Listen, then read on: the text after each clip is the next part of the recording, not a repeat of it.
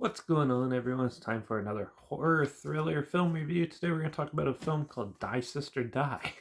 It was released sometime in December 1978, and it was directed by Randall Hood, who also did a few other films like The Two Little Bears, The Touching and the Not Touching, and A Walk in the Forest. Those are some really weird film titles, but yeah. And then this one. So, this is a thriller, a murder mystery type thriller. So, a brother and sister murder their parents, which you learn in some weird, like, dream like flashback scene. And yeah, so then the urge to kill comes back as they fight over the family, um, like the family, what's the word? The family inheritance.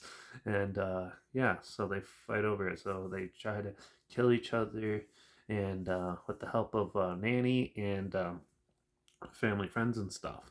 And so, but little do they know that one of them is not actually really on their side and goes about and ends up getting one of them in trouble and help killing off one of the other ones. Yeah, it was a very predictable thriller. There's not really much horror to it. There's some slight horror elements in the beginning, but for the most part, this is a standard thriller, sort of like trying to guess who's gonna get who and who is the mastermind of the original killing. But it is highly predictable, and there's not much to this film. Yeah, the acting's pretty good though. Cinematography's not that great. Mind you, I watched it on a shitty transfer, so might have just been that. But yeah.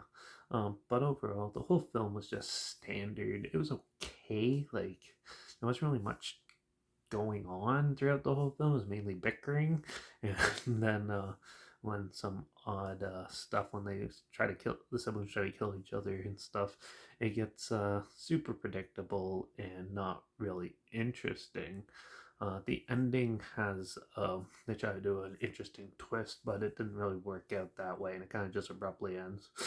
um, yeah, but this is a highly predictable movie, so um, be ready for that. I guessed it within like the first 20 minutes of watching it, but yeah, and then after you figure it out, it's kind of a slow burn, and there is some funny humor mixed in for the first little bit, which is okay, but for the most part, this film was not that great, and I wasn't really into it.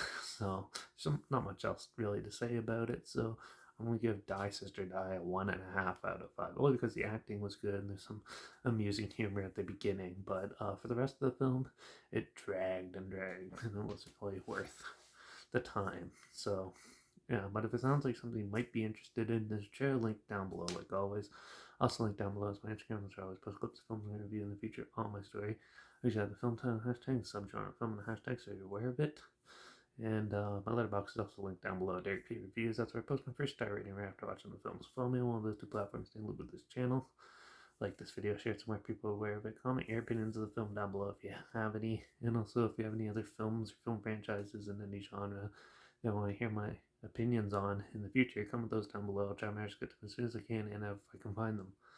And don't forget to subscribe because hopefully we find something weird, obscure, and on that you probably never thought of checking out together, somewhat like this. Or so hear my opinions on classic films, popular films coming out at the time, and other things like that. So make sure you subscribe and don't forget to ring the bell because I found an interesting, obscure exorcism style horror thriller called Good Against Evil.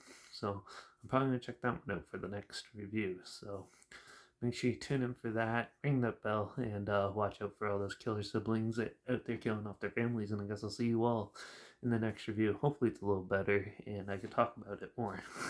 So, but this was just super standard and very, very, very predictable, which made it quite the drag to get through. So, yeah, hopefully the next one's good. But till then, cheers.